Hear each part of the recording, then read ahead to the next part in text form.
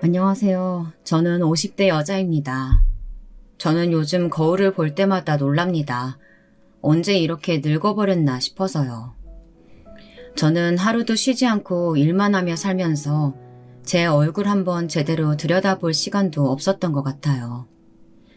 늙고 볼품없는 외모도 속상했지만 사실 가장 속상한 건 그렇게나 열심히 살았는데 이 나이 먹도록 마음 놓고 쉴 수 있는 내 집 하나 없다는 게 너무 서러웠습니다. 저는 사실 동네에서 알아주는 졸부집 며느리였어요. 저희 시아버지는 좋게 말해 대부업이지 사실 돈놀이를 하시는 분이셨죠. 시장 사람들이나 농사 짓는 순진한 사람들을 상대로 돈을 빌려주고 고리대금을 받는 일을 아주 오랫동안 해오신 분이셨어요. 동네 사람들 사이에서도 아주 악독하다고 소문난 분이셨죠. 그런 집안에 제가 어떻게 시집을 가게 되었냐고요?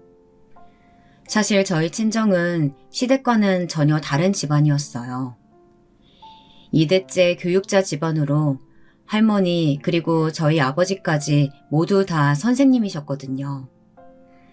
그런데 그런 집안에서 아무리 돈이 많다고 해도 순진한 동네 사람들한테 이자 장사나 하는 집안에 자식을 시집 보냈을까 싶지만 사실 저는 팔려온 거나 다름없었습니다. 지금 젊은 사람들은 상상도 할 수 없는 일이겠지만요. 제가 살던 시골에서는 그때까지만 해도 여자가 20살만 넘어도 시집 보내라고 이 집 저 집에서 중매가 들어왔어요. 저야 그래도 아버지께서 대학이라도 보내주셔서 졸업이라도 한 거였죠. 그런데 졸업하자마자 선도 아니고 지금 당장 식을 올리라고 할 줄은 몰랐습니다. 거기다가 제가 당장 시집을 가야 하는 이유가 얼마 전에 돌아가신 할아버지의 장례식에서 난리를 쳤었던 빚쟁이 때문이라고 하더라고요. 바로 몇 개월 전에 할아버지께서 갑자기 뇌출혈로 돌아가셨어요. 그런데 할아버지 장례식장에 대부업체 직원들이라는 사람들이 우르르 찾아왔습니다. 사실 말이 대부회사였지 이 동네 사람이라면 누구나 다 아는 유명한 깡패들이나 다름없었어요. 당신 아버지가 지금까지 빌린 이자가 얼만 줄 알아? 아버지가 빚을 졌으면 당연히 아들이 갚아야지. 지금 당장 조의금 받은 거 다 내놔. 안 그러면 학교 찾아가서 당신 아버지가 노름빛 산더미라는 거 소문내줄 테니까. 그때까지만 해도 저는 저의 미래에 대해 알지 못하고 무서워서 어머니 뒤에 숨어만 있었습니다. 그런데 알고 보니 할아버지께서는 가족들 모르게 오랫동안 노름을 하셨더라고요. 평생 농사만 지어오신 시골 할아버지가 노름빛을 졌으면 얼마나 졌겠나 싶었는데 이게 생각보다 어마어마하게 많았습니다. 꽤 오랜 시간 동안 노름을 하시면서 빌려온 돈은 이자에 이자가 붙어 상상도 하지 못할 만큼 늘어났더라고요. 아무리 그래도 빚 갚을 돈이 없어서 저더러 사채업자 집안에 시집가라는 소리가 말이 돼요? 할아버지 땅 있잖아요. 그거라도 다 팔아서 갚아요. 지금 생각해보면 말도 안 되는 일이었지만 그때는 충분히 가능한 혼사였습니다. 워낙 살기 힘든 시절이었거든요. 거기다가 제 밑으로 넷이나 되는 동생들이 있었어요. 할머니 연금에 아버지가 벌어오는 월급 가지고 간신히 먹고 살았죠. 그 와중에 저 대학까지 졸업시킨다고 아버지는 은행 빚까지 있으셨으니까요. 집안 상황이 좋지 않은 건 저도 잘 알고 있었습니다. 그래서 더는 고집 피울 수가 없었어요. 지금 당장 할아버지 빚이라도 해결이 돼야 아버지도 한시름 놓으실 테니까요. 제가 승낙을 하자마자 눈 깜짝할 사이에 결혼식 준비는 일사천리로 이루어졌습니다. 남편 얼굴은 결혼식 한 달 전 상견례 자리에서 처음 봤어요. 처음 남편을 만난 날을 저는 50이 넘은 지금까지도 생생하게 기억하고 있습니다. 너무도 충격적이었거든요. 식당 안에 남편이 들어오자마자 저희 부모님 두 분 다 제 눈을 똑바로 바라보지 못하셨어요. 왜냐면 제 남편 될 사람은 장애인이었거든요. 다리가 한쪽밖에 없었죠. 악덕하기로 유명한 삽채업자가 그 많은 빚까지 없애주며 장남을 결혼시키려고 한 이유가 바로 이거였던 거예요. 아들에게 피치 못할 장애가 있고 홍기는 꽉 찼으니 시아버지께서는 어떻게든 아들을 장가보내기 위해 마땅한 며느리감을 찾던 중 제 이야기를 듣고 적당하다 싶었던 겁니다. 역시 내가 사람 보는 눈이 있다니까. 사돈댁이 교육자 집안이라 그런지 며느리 될 아이가 차마니 아주 마음에 드네요. 거기다가 대학을 나와서 그런가 아주 지성이 온몸에 흐르네요. 여자가 대학물은 먹어서 뭐해요. 괜히 머리 좋으면 쓸데없이 돈만 많이 들고 말만 많지. 이에 편내가 사돈 떼분들 앞에서 못하는 말이 없어. 사돈, 기분 나빠하지 마세요. 이 사람이 무식해가지고 세상 돌아가는 걸 몰라서 하는 소리니까. 우리 애가 공부만 하던 애라 부족한 게 많습니다. 저희야말로 부족한 딸 잘 부탁드려요. 부족하기는요. 우리 집안에 대학물 먹은 사람이라고는 우리 며느리가 처음인데. 제가 알아서 아주 사모님처럼 떠받들어 모셔야죠. 딸 걱정은 하지 마시고 마음 푹 놓으세요, 사돈. 이미 결혼식 날짜는 잡아놓은 상태였고 빚도 다 정리가 되었으니 결혼을 미룰 방법 같은 건 없었습니다. 저희 친정부모님은 결혼식 날까지도 제 손을 붙잡고 꾹 참고 살라고 하셨어요. 지금처럼 먹고 살기 힘든 시대에 그 대궐 같은 집에서 먹고 살 걱정 안 하고 살 수 있는 게 얼마나 복이냐고 하시면서요. 저는 결혼식 전날까지 펑펑 울었습니다. 시집가기 싫어서요. 아무래도 만남이 만남이다 보니 처음부터 제가 돈에 팔려왔다고 생각했어요. 그래서 평생 장애인 남편 뒤지다거리만 하는 건 아닌가 걱정이 됐죠. 그런데 제 생각이 짧아도 너무 짧았습니다. 남편은 제가 생각한 것과는 달랐어요. 남편은 재주가 아주 많은 사람이었습니다. 남편은 시아버지의 회사에서 자선사업의 일환으로 운영하는 장애인 재단에서 이사장으로 일하고 있었어요. 저와 결혼하면서 시아버지께서 세금 문제로 저와 남편의 명의로 작은 건물을 매입하셨습니다. 그 건물은 사실 시아버지 이미지 세탁용이었기 때문에 남편은 사실상 할 일이 없었어요. 그러다 보니 남편과 저는 매일 함께 집에 있었습니다. 장모님께 들었는데 당신 어릴 때 울다가 카스테라만 보면 눈물을 뚝 그쳤다면서. 집에서 심심해서 내가 한번 만들어봤는데 먹어볼래? 카스테라를 집에서 만든다고요? 난 친구도 별로 없고 집에서 지낼 시간이 워낙 많아서 혼자 음식 만들면서 노는 걸 좋아했어. 카스테라뿐만 아니라 웬만한 건 다 만드니까 먹고 싶은 거 있으면 언제든지 얘기해. 지금이야 음식도 만들고 집안일 하는 남자들이 흔하디 흔해졌다지만 그 시대에는 그렇지가 않았습니다. 남편은 제가 결혼하기 싫어서 펑펑 울었던 게 미안해질 만큼 좋은 사람이었어요. 저희 부부는 결혼하고 난 이후 천천히 서로에 대해 알아갔습니다. 남편과 이런저런 옛날 이야기들을 하며 알게 됐는데 남편은 선천적으로 장애인은 아니었더라고요. 후천적으로 사고가 나서 장애인이 된 거였어요. 남편이 중학생 때 친구들과 산에 놀러 갔다가 미끄러운 돌을 밟고 산 아래로 떨어졌대요. 다행히 3일 만에 구조대가 왔지만 3일 동안 바위 사이에 끼었던 다리 부분이 괴사해서 수술을 할 수밖에 없었답니다. 그때 당시에는 절단밖에 방법이 없어서 오른쪽 무릎 아래를 모두 다 절단한 것이었죠. 저는 남편이 좋아질수록 앞으로 저의 결혼 생활은 문제가 없을 거라고 생각했습니다. 그런데 그게 아니더군요. 현실은 그렇게 녹록지 않았어요.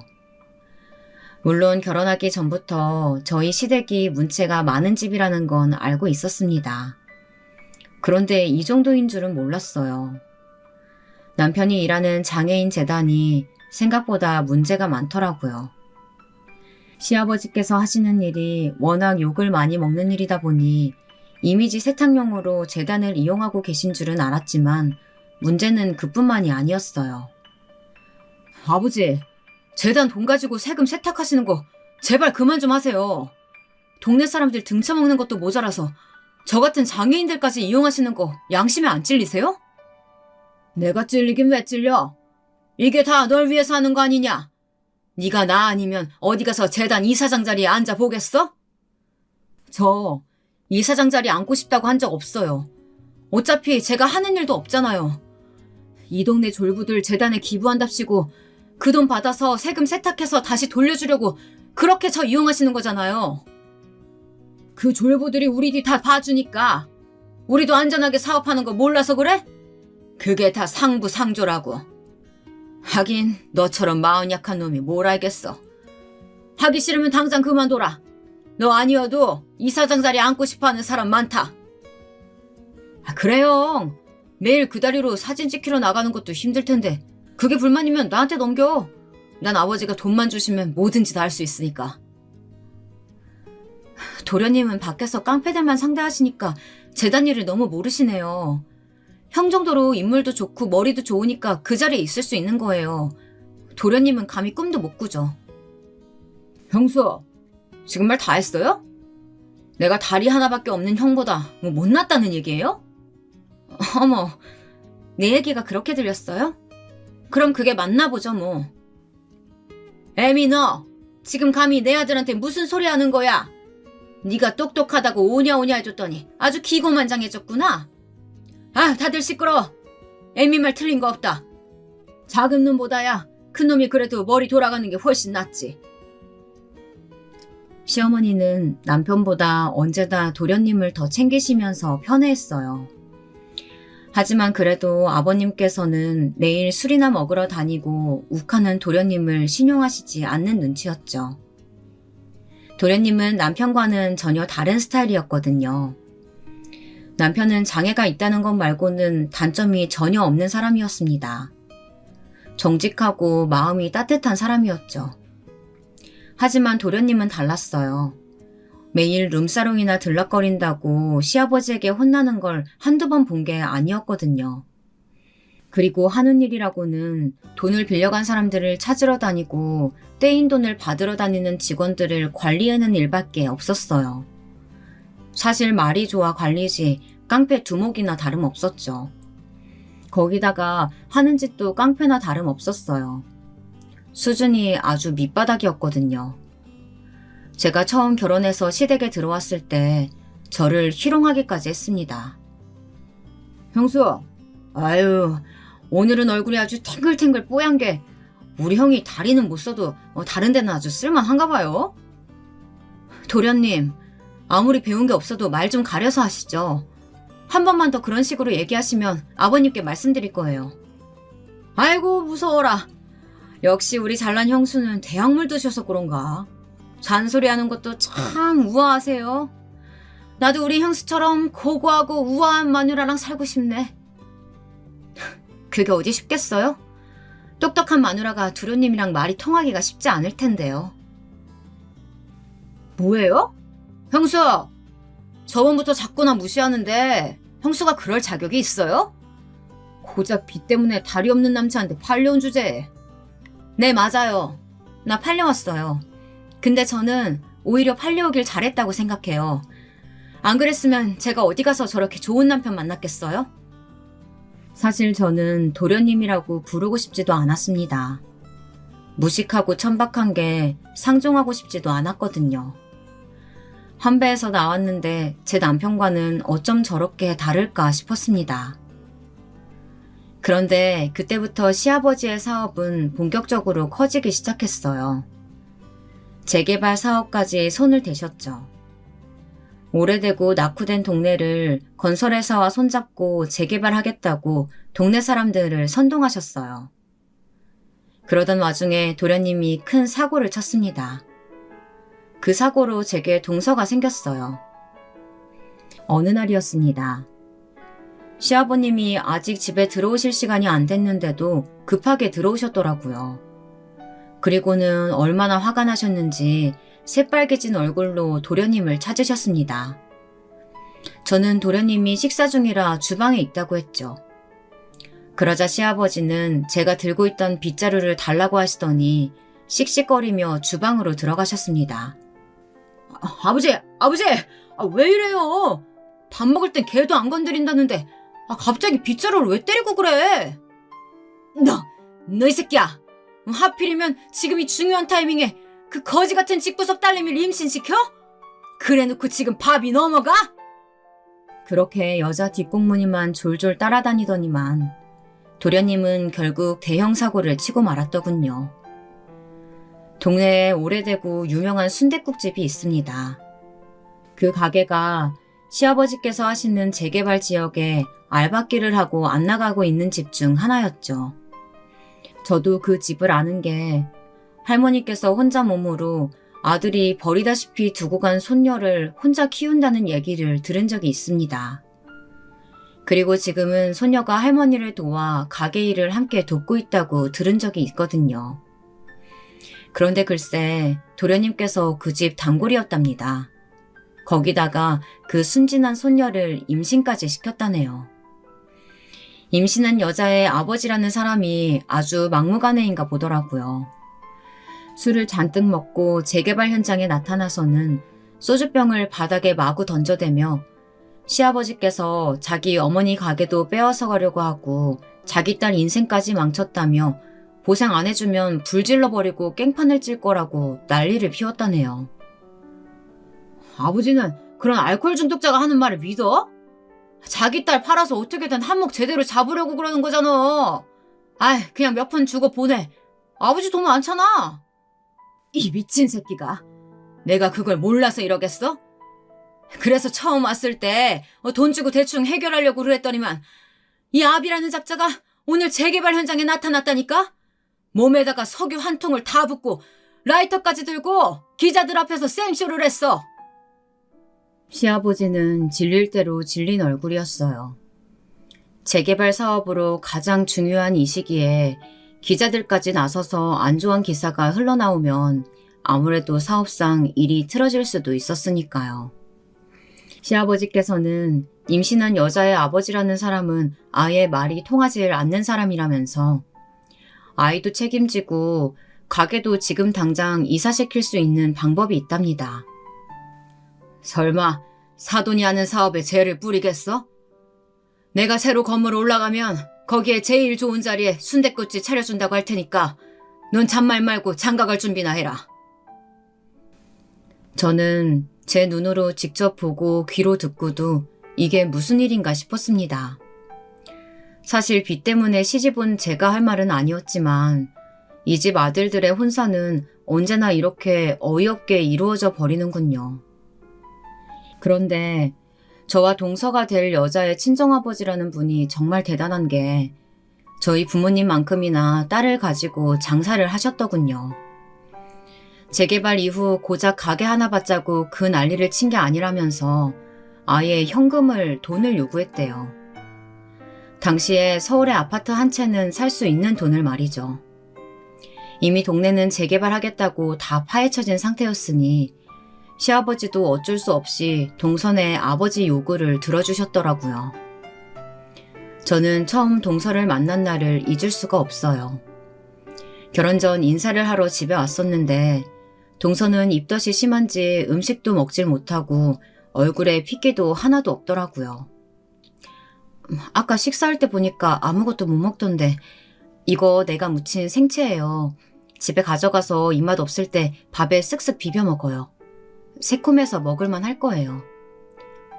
감사합니다. 너무 잘 먹을게요. 제가 낳은 자식도 아닌데 저는 동서가 너무 아까웠습니다. 어쩌다 저렇게 어여쁜 사람이 우리 도련님 같은 남자를 만났을까 싶어서요. 저는 동서를 만나기 전부터 이상하게 동질감이 들었습니다. 저도 모르게 둘 다 기구한 팔자라 우리가 닮았다고 생각했나 봐요. 그래도 저는 남편을 만나 나름 행복하게 잘 살고 있었으니 서방님도 이왕 일이 이렇게 된 거 동서와 정신 차리고 앞으로라도 잘 살기를 진심으로 바랬습니다. 그런데 역시나 사람은 변하질 않더군요. 서방님은 결혼식을 올리고 처자식이 생기고도 조금도 나아지질 않았어요. 오히려 더 망나니가 되어갔죠. 동서는 조카를 하루 종일 돌보느라 힘들 텐데도 매일 밤 집에 들어오지 않는 서방님을 기다리고 있었어요. 처음엔 저도 그러다 말겠지 싶어 신경 쓰지 않으려고 했습니다. 그런데 그날은 유독 날씨가 추운데 동서가 거실에서 서방님을 기다리다 잠들었는지 몸을 웅크리고 자고 있더라고요. 동서, 일어나봐. 추운데 왜 여기서 자고 있어? 서방님 오늘 안 들어오실 것 같아. 피곤할 텐데 얼른 방에 들어가서 자. 형님, 이 사람 오늘도 안 들어오나 봐요. 그러니까 왜 들어오지도 않는 사람을 이렇게 힘들게 기다리고 있어. 동서도 매일 아기 보느라 피곤하잖아. 잠이라도 푹 자야지. 제가 이렇게라도 하면 남편이 제가 불쌍해서라도 좀 변할까 싶어서요. 저는 동서에 대해 아는 거라고는 없었지만 너무나 안쓰럽기만 했습니다. 서방님 같은 남자를 그래도 애 아빠라고 어떻게든 마음을 돌려서 잘 살아보려고 하는 마음이 기특하면서도 안타까웠어요. 그런데 그 순간 서방님이 집에 들어왔더라고요. 또 술 먹었어요? 이렇게 매일 취할 때까지 술 먹으면 어떡해요. 그러다 몸 다 버리겠어요. 뭐야? 너 지금 내 새끼 좀 낳아줬다고 마누라 노릇하는 거냐? 난 너네 마누라로 인정한 적 없어. 너희 아버지란 사람이 우리 아버지 사업에 재 뿌리려고 하니까 어쩔 수 없이 받아준 거지. 너 때문에 내가 지금까지도 아빠한테 얼마나 미움받는 줄 알아? 알았어요, 알았어. 다 내 잘못이에요. 이러다 어른들 깨시겠어요. 얼른 씻고 방에 들어가요. 쿵, 그때였습니다. 서방님께서 팔을 붙잡는 동서를 밀어버렸어요. 어디 내 몸에 손을 대. 넌 그냥 내 눈에 띄지 말고 이 집에서 쥐 죽은 듯이 살아. 아니다. 차라리 이 김에 네 애새끼 데리고 나가주면 더 좋고. 저런 게 어떻게 사람일까요? 자기 자식까지 낳아준 여자한테 저렇게 모진 말을 할 수 있을까 싶었습니다. 동서 괜찮아? 서방님, 지금 뭐 하시는 거예요? 아내를 이렇게 내동댕이 치는 사람이 어딨어요? 형수가 무슨 상관이에요?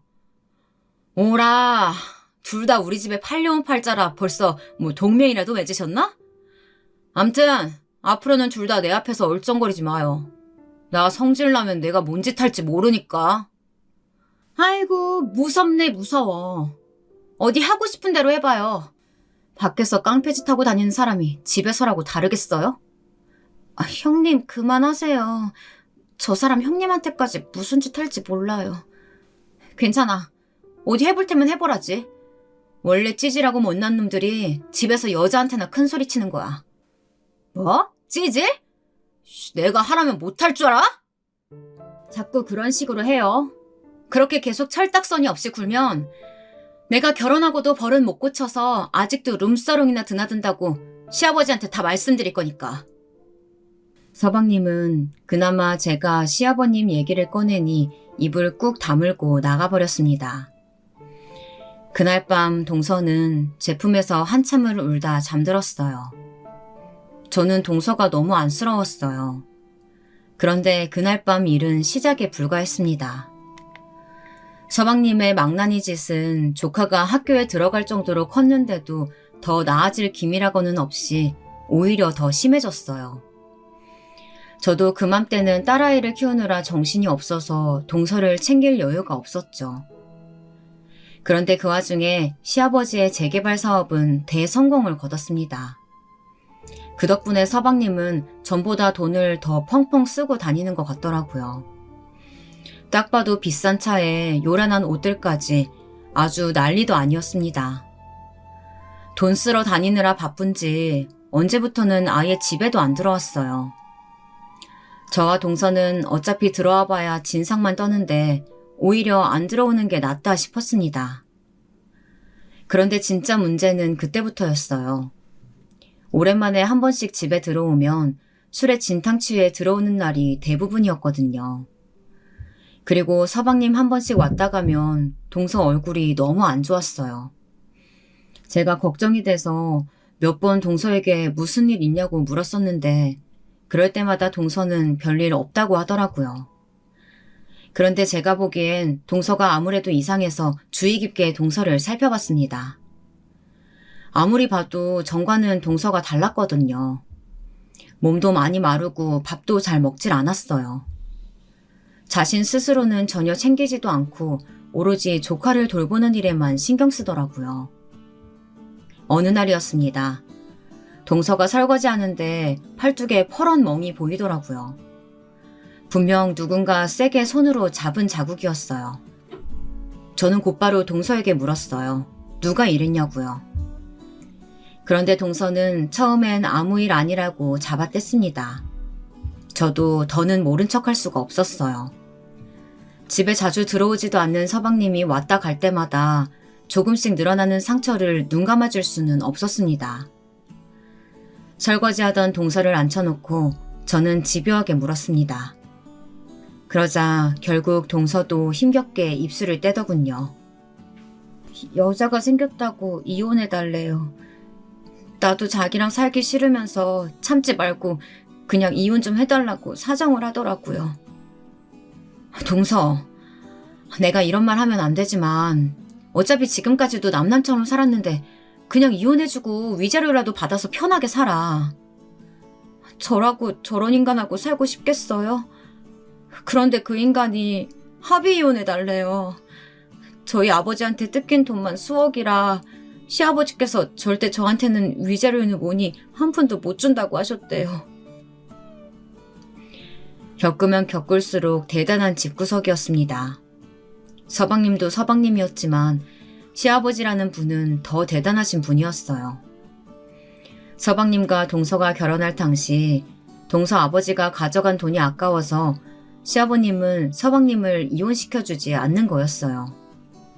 동서에게 줄 위자료가 아까워서요. 그래서 서방님은 동서에게 합의 이혼을 하자고 난리를 치는 거였습니다. 그날은 조카와 딸아이를 일찌감치 재우고 저와 동서는 함께 꽃게탕에 소주를 한잔 했습니다. 서방님 때문에 속상해도 언제나 나쁜 소리 한 번 안 하고 하소연 한 번 제대로 하지 못하는 동서가 답답하고 안쓰러워서요. 술에 취해서라도 욕이라도 한 번 하라고 했죠.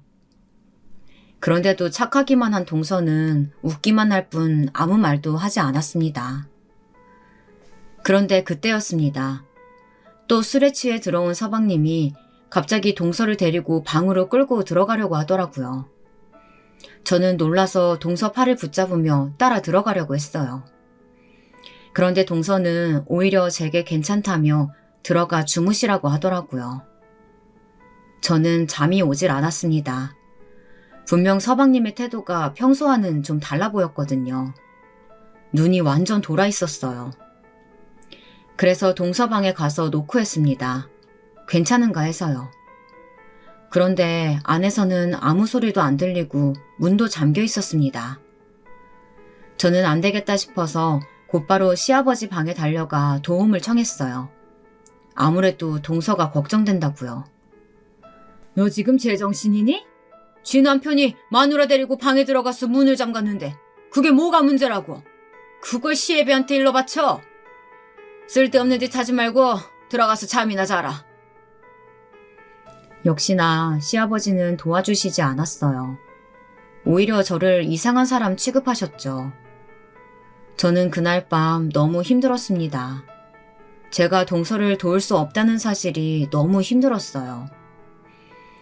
그런데 다음 날 아침 식사 준비 자리에 나타난 동서 얼굴에는 역시나 전날 없었던 새파란 멍이 들어있었습니다. 이게 뭐야? 서방님이 때렸어? 아니에요. 제가 자다가 굴러다녔는지 벽에다 박았어요. 동서, 왜 그래? 그걸 말이라고 해? 왜 나한테까지 거짓말을 해? 사실대로 말해. 서방님이 그런 거지? 안 되겠다. 이리 와. 저는 그 길로 시아버지와 시어머니 앞에 동서를 데리고 갔습니다. 어젯밤 제 부탁을 들어주셨으면 생기지 않았을 상처가 동서 얼굴에 생겼으니까요. 그리고 다시 한번 시아버지에게 부탁했어요. 제발 서방님을 좀 말려달라고요. 그런데 돌아온 대답은 처참하기만 했습니다. 마누라가 얼마나 말을 안 듣고 잘못했으면 남편이 때렸겠어. 그래, 내가 언젠가 그럴 줄 알았어. 매일 울상에서는 힘이라고는 없이 비실비실 다니는데 어떤 남편이 예뻐하겠어? 어머니, 동서 얼굴을 보고도 그런 소리가 나오세요? 애들도 생각하셔야죠. 애들이 뭘 보고 배우겠어요? 뭘 보고 배우긴 뭘 보고 배워? 가장 말을 잘 들어야겠다 라고 배우겠지. 서방님을 보면서 어디서 저런 무식하고 몰상식한 놈이 나왔나 했더니만 시아버지 시어머니를 아주 절묘하게 섞어놓은 것이었어요. 오히려 저희 남편이 돌연변이라고 하는 편이 낫겠다 싶었죠. 저는 도대체 이 일을 어떻게 해야 좋을지 몰라서 남편과 상의를 했습니다. 저는 동서를 이대로 두고 볼 수만은 없었거든요. 저도 우리 시댁이라면 아주 지긋지긋했지만 그래도 남편이 있어서 참고 살 수 있었던 거였어요. 도대체 어떻게 하면 동서를 도울 수 있을까 걱정만 하며 정작 구체적인 방안은 떠올리지 못하던 사이 동서의 얼굴과 몸에는 매일매일 상처가 늘어났습니다. 동서, 이 지경이 될 때까지 왜 나한테 말을 안 했어? 나랑 병원 가자. 병원 가서 사진도 찍고 경찰에 신고도 해. 내가 증인해줄게. 저 인간 돈 안 주고 합의 이혼해달라고 저러는 거예요. 매일 때리고 물건 때려 부수면 제가 무서워서 합의해줄 거라고 생각하나 봐요. 재수씨, 미안해요. 내가 너무 미안해요. 아주버님이랑 형님이 왜 미안해요. 이게 다 제 팔자가 박복한 탓인데. 안 되겠어요. 우선 사람부터 살리고 봐야지. 우리가 도와줄 테니까 동서는 지금 당장 짐부터 싸. 그날 저는 어디서 그런 용기가 났는지 모르겠습니다. 하지만 동서의 얼굴에 퍼런 멍과 앙상하게 마른 팔다리를 보는데 더는 제가 견딜 수가 없었어요. 이 집은 지옥이었어요. 어떻게든 동서를 탈출시켜야만 했습니다. 저는 남편과 그 길로 은행에 가서 대출을 받았어요. 남편이 이사장으로 있는 장애인 재단 건물이 아직 저와 남편 공동명의로 되어 있었거든요. 사실 시아버지께서 건물을 저희에게 진짜로 주신 건 아니었어요. 이미 시아버지 앞으로는 건물이 몇 개나 있는 상태이기도 했고 장애인은 세금 혜택을 받을 수 있으니 남편 앞으로 해두신 거였죠. 언제 어떻게 걸려서 시아버지에게 쫓겨나게 되더라도 지금은 이 방법밖에 없었습니다. 형님, 아주버님, 제가 어떻게 이 돈을 받아요? 동서, 이 집안 사람들한테 이 정도 돈 받을 자격이 있어. 위자료라고 생각하고 이 돈 가지고 최대한 멀리 떠나. 그리고 우리 걱정하지 말고 아들이랑 행복하게 살아. 다신 돌아오지 마. 알았지? 그렇게 동서는 제가 억지로 지어준 5천만 원을 가지고 떠났습니다. 그 이후에 어떻게 됐냐고요? 동서가 하루아침에 사라졌지만 시부모님도 서방님도 전혀 신경 쓰지 않았어요. 오히려 시원해하는 것 같았죠. 그렇게 시간은 흘렀습니다. 지난 몇 년 동안 한 번도 건물에 대해 이야기하지 않으시던 시아버님께서 갑자기 그 건물을 팔고 다른 곳에 투자하신다면서 저희에게 은행에 가야 한다고 하시더라고요. 그래서 할 수 없이 저희는 대출받았었다는 사실을 솔직하게 이실직고했습니다. 그날 집안은 발칵 뒤집어져 버렸죠. 이것들이 순진한 척하더니만 감히 내 뒤에서 일을 꾸며? 너네 그 돈 어디다 썼는지 빨리 말해! 시아버지는 화가 나서 난리가 나셨어요. 대출받은 돈을 어디다 썼는지 빨리 말하라고 하셨죠. 사실대로 말할 수는 없었습니다. 저는 차라리 제가 미움받는 길을 선택하기로 했습니다. 저희가 동서에게 그 돈을 준 걸 알면 시아버지는 아마 지구 끝까지라도 동서를 찾으러 가셨을 테니까요. 아버님, 사실은 제 동생 장가 보낼 때 제가 좀 도와줬어요. 미리 말씀 못 드려서 죄송해요. 으이그, 이래서 없는 집이랑은 사돈 맺는 게 아닌데 너희 친정은 도대체 선생이라고 잘난 척만 할 줄 알지 어쩜 없어도 그렇게 없니? 아무리 그래도 나한테 말은 했어야지. 그렇게 큰 돈을 나랑 상의도 없이 너네 마음대로 써? 네가 아주 간이 배 밖으로 튀어나왔구나. 제가 생각이 짧았습니다. 죄송해요. 그 일로 저는 아주 된통 미움을 샀습니다. 제게 한 번도 뭐라고 하신 적 없던 시아버지께서 그 일로 저를 아주 대놓고 미워하셨어요. 어느 날은 빨래를 가지고 또 어느 날은 청소를 가지고 사사건건 화를 내셨죠. 그러더니만 결국은 제 앞에서 상까지 엎어버리시더군요. 아침상이 이게 뭐야? 너는 집에서 살림만 하는 애가 아침상을 이렇게밖에 못 차려? 이딴 거 먹고 시아버지더러 일하러 나가라는 거냐? 밥도 못 차려 아들도 못 낳아. 너 이따위로 할 거면 우리 집에서 나가. 아버지, 제발 그만 좀 하세요. 정말 창피해서 살 수가 없어요. 다 큰 소녀도 있는 앞에서 부끄럽지도 않으세요? 뭐야? 지금까지 내가 번 돈으로 먹고 놀기만 하던 놈이 감히 마누라 때문에 아버지한테 큰 소리를 내? 이 괘씸한 놈. 꼴도 보기 싫으니까 다 나가라. 네, 나가드리죠. 저도 더는 아버지랑 한 집에서 못 살겠어요. 뭐야? 할 줄 아는 거라고는 없이 밥만 축내는 병신 새끼가 어디서 감히 아비한테 큰 소리야? 나가. 당장 나가라고. 네. 병신 아들은 평생 꺼져드릴 테니까 지금처럼 건강하게 사세요. 그리고 마지막으로 딱 한 가지만 말씀드리자면 아버지는 그렇게 사시다가 평생 곁에 아무도 남아있지 않을 거예요. 결국 저와 남편 그리고 딸아이까지 그 지옥 같았던 집에서 뛰쳐나왔습니다. 미안해. 이게 다 나 때문이야. 지금이라도 다시 집에 돌아갈까? 혹시 모르잖아. 아버지께서 다시 받아주실지. 여보, 당신 지금까지 참을 만큼 참았어. 그리고 당신 잘못 아니야. 내가 동서 도망가는데 도와주자고 했잖아. 그 돈 때문에 아버지께서 그렇게 화가 나신 거고. 근데 이제는 나도 더는 그 집으로 돌아가고 싶지 않아. 걱정하지 마. 내가 어떻게 해서든 당신이랑 우리 딸 책임질 테니까. 그때는 도대체 무슨 자신감으로 남편 앞에서 당당히 제가 다 책임지겠다고 말했는지 모르겠습니다. 그렇게 온갖 고생이라는 고생 다 하며 살아놓고도 아직도 세상 물정을 몰랐었나 봐요.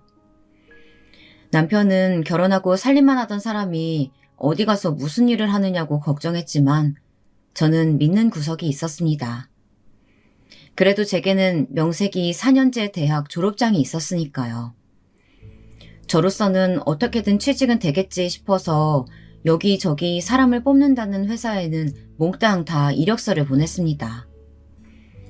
그런데 제가 세상을 너무 쉽게 봤더군요. 졸업하고 바로 결혼해서 사느라 나이만 먹었지 직장 생활을 해본 이력이 없었으니 이력서를 아무리 많이 보내도 연락 오는 곳이 거의 없었어요.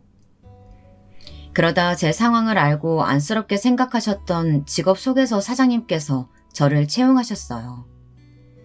저처럼 취직에 간절하고 악착 같은 사람이 직원으로 있으면 사람들에게 얼마나 열심히 직업도 소개해주고 응원해주겠냐면서요. 사장님 말씀대로 저는 제법 직업 소개소의 일에 잘 맞았습니다. 저처럼 결혼해서 아이 낳고 사느라 일을 할 수 없었던 엄마들에게도 일을 소개하고 저희 남편처럼 장애가 있는 사람들에게도 일을 소개해주며 보람되게 일했습니다. 그런데 딸아이가 대학에 들어갈 쯤 되니 직업소개서에서 받는 월급 가지고는 새 식구 살기 빠듯했어요. 그래서 퇴근 후에 2-3시간 정도 파출부 일을 했습니다. 요즘 사람들이 말하는 투잡이었죠. 몸이야 당연히 좀 고되기는 했지만 그래도 제가 좀 더 부지런히 움직여서 남편과 딸아이가 행복하고 셋이 함께 발 뻗고 편히 잘 수 있는 집이 있다는 것만으로도 행복했습니다. 이게 바로 가장의 행복인가 싶더군요. 지옥 같았던 그 집을 나오고 나서 하루하루 정신없이 사느라 많은 것들을 잊고 살았지만 가끔 동서와 조카 얼굴이 떠오르기는 했어요. 저도 목구멍이 포도청이었으니 찾을 생각은 없누도 못 냈지만 그래도 어디에 있든 아프지 말고 건강하게만 잘 살고 있기를 마음속으로 바랬습니다. 그렇게 정신없이 살다 보니 벌써 저도 남편도 모두 50이 넘었네요. 남편은 항상 제가 이 나이까지 밖에 나가서 일하는 거에 대해 걱정하고 미안해했어요. 내가 몸이 성치가 않아서 당신이 고생이 너무 많아. 내가 기술이라도 배워뒀으면 당신이 이 나이까지 남의 집 청소나 하고 빨래하면서 살진 않았을 텐데. 에이, 무슨 소리야. 내가 결혼해서 당신네 집에서 마음고생은 좀 했어도 대골 같은 집에서 밥 안 굶고 산 것만 해도 다 당신 덕이지. 거기다가 당신이 우리 딸내미 저렇게 훌륭하게 잘 키워냈잖아. 저는 진심이었습니다. 딸아이가 어느새 훌쩍 다 커서 전문 대학을 나와 강남의 큰 미용실까지 취직하게 된 건 다 남편 덕이었습니다. 제가 일하러 나가면 남편은 딸아이 아침밥을 챙겨 먹여 학교를 보내고 학교 갔다 오면 공부까지 봐주면서 하나뿐인 귀한 딸 착하고 예쁘게 잘 키워냈거든요. 사실 저는 쉬지 않고 일한 거 말고는 딸에게 너무 해준 게 없었어요. 그러던 어느 날이었습니다. 그날은 제 생일이었어요. 남편은 아침부터 설레발을 치며 저녁에 미역국이랑 제가 제일 좋아하는 남편표 갈비찜을 해놓을 테니 일찍 들어오라고 신신당부를 하더라고요.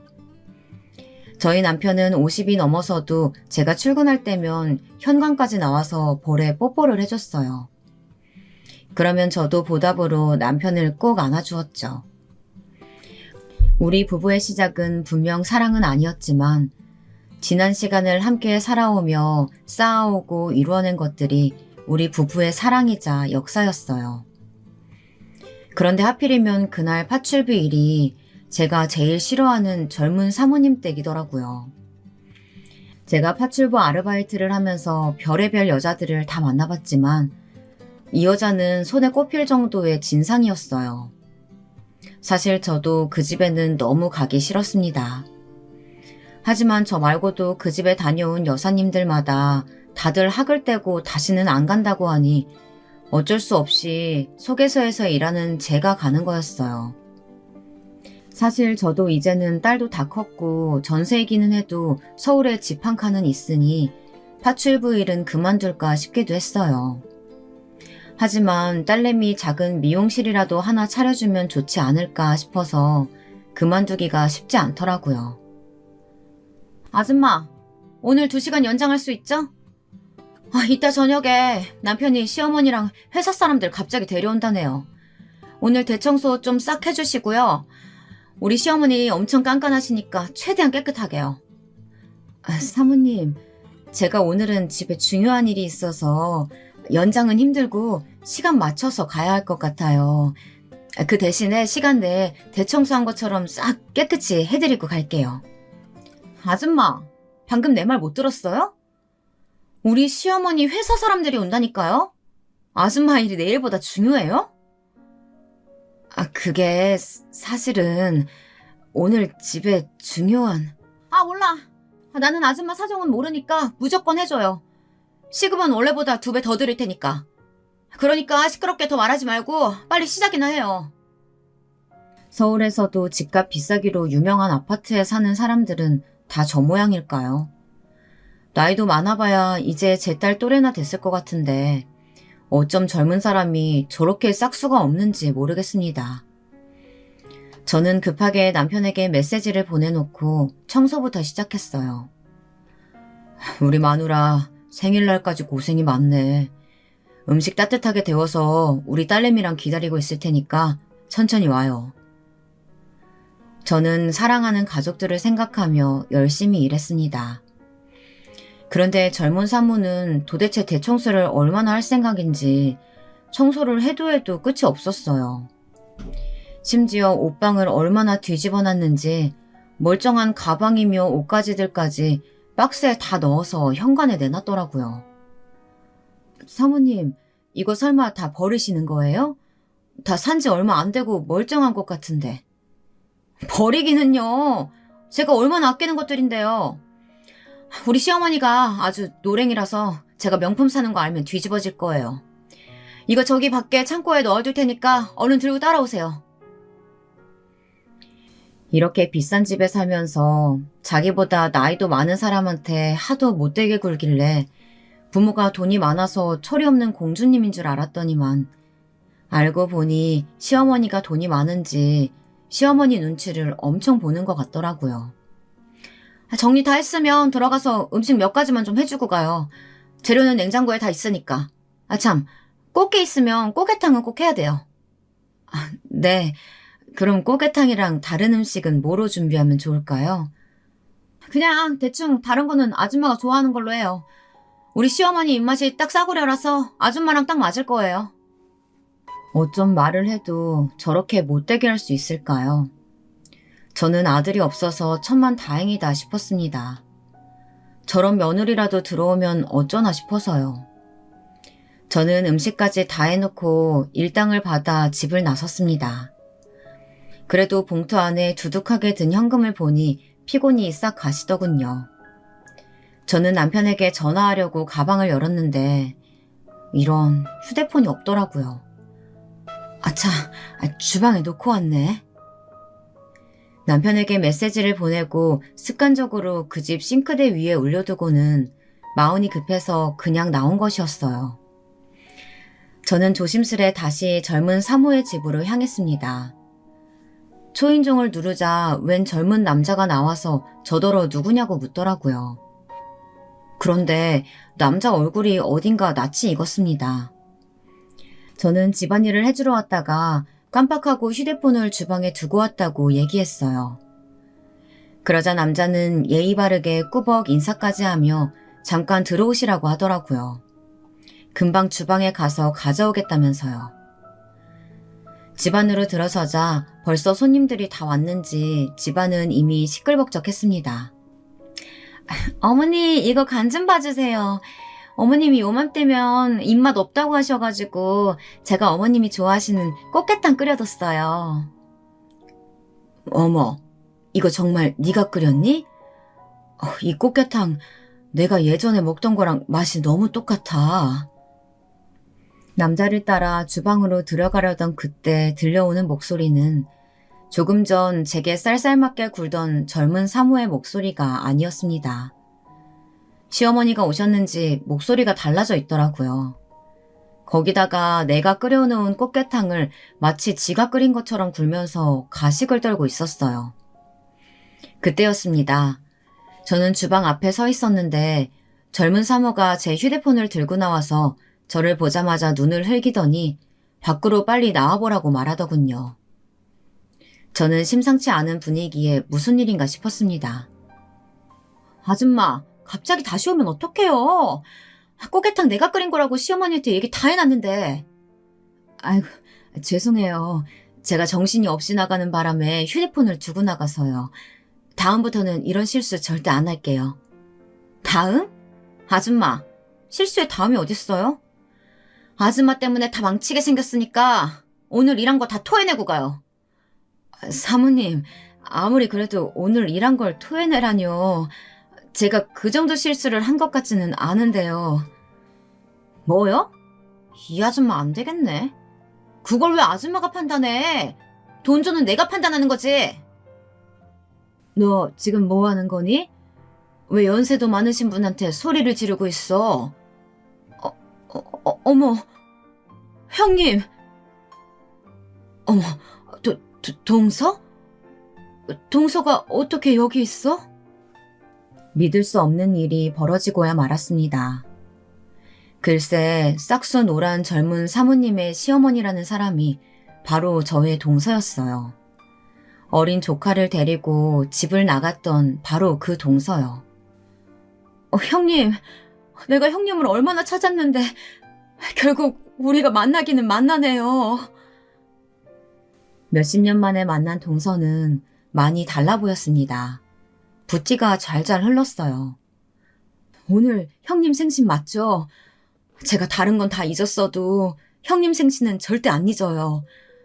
그래서 제가 이날마다 입맛도 없고 우울해하니까 아들이 저녁이나 먹자고 오라고 한 거예요. 어머, 그럼 혹시 아까 그 꽃게탕 형님이 끓이신 거예요? 어쩐지 예전에 형님께서 끓여주신 거랑 맛이 똑같더라고요. 맞아.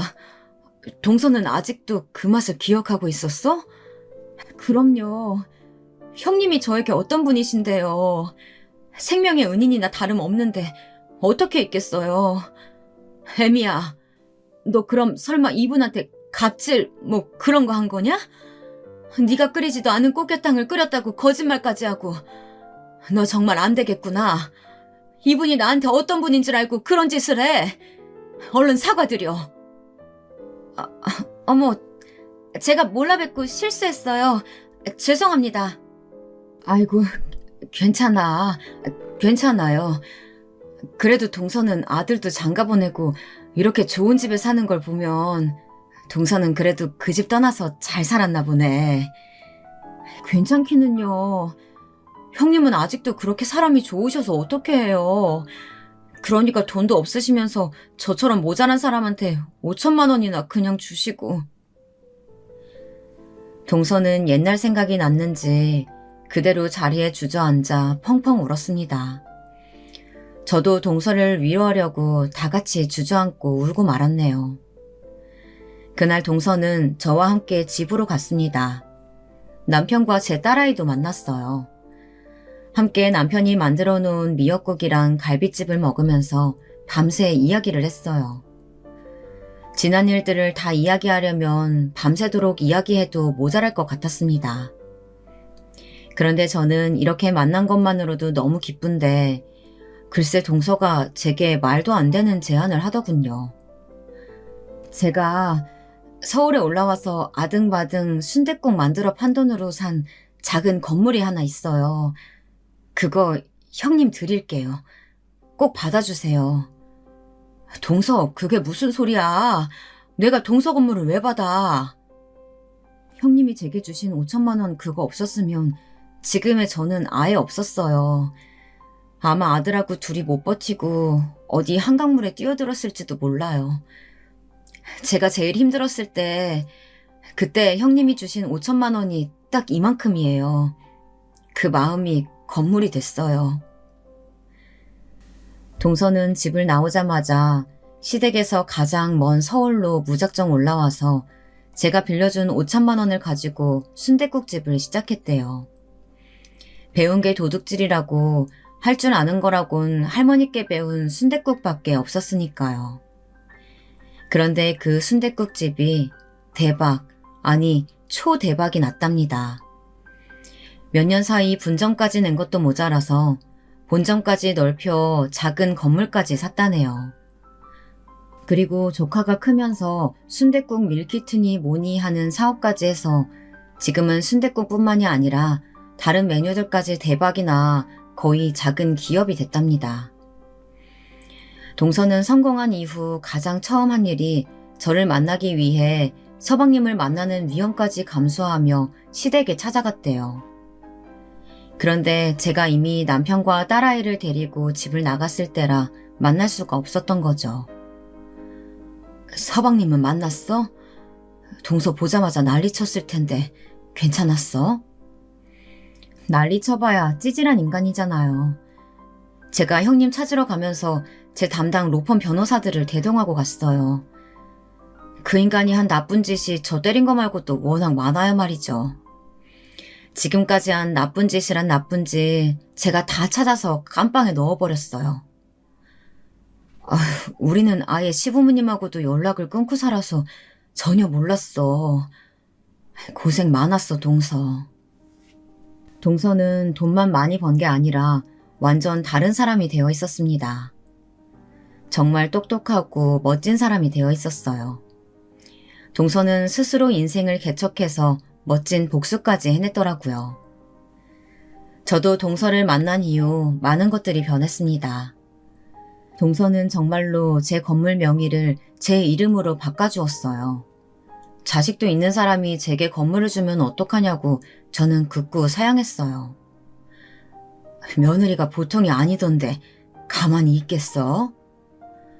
며느리가 애가 좀 싸가지 없기는 한데 그래도 다행히 제 말은 잘 들어요. 지가 좋아하는 명품이나 좀 사게 내버려두죠 뭐. 저와 남편은 곧바로 동서에게 받은 건물로 들어갔습니다. 그리고 1층에는 제 딸아이에게 미용실을 차려줬어요. 저는 부모님께 외면당하고 시부모님에게 무시당하면서도 어느 순간에나 저는 제가 옳다고 생각하는 대로 살아왔습니다. 고생 끝에 낙이 온다고 저도 이렇게 복을 받는 순간이 오기도 하네요. 여러분, 인생이란 끝까지 살아볼 만한 거였습니다.